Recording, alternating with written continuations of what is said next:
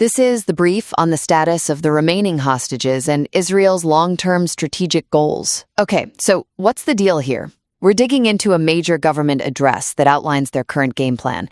It's about getting the hostages back now, but also about these big geopolitical shifts they say they've achieved through pressure. All right, let's get straight to what you need to know. First, the immediate focus: getting all 48 remaining hostages, living and deceased, back home, potentially very soon, maybe even during Sukkot.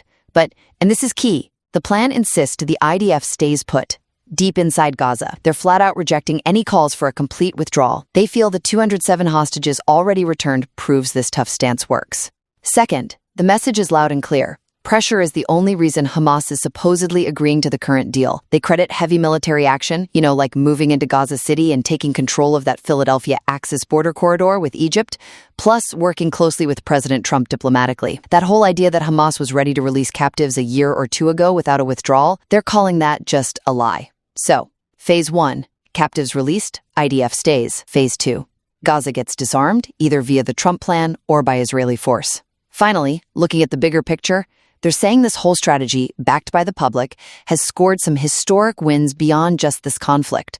We're talking about disrupting Iran's so-called axis of evil, taking out key figures like Hania, Sinwar, and Nasrallah, and even contributing to the end of the Assad regime.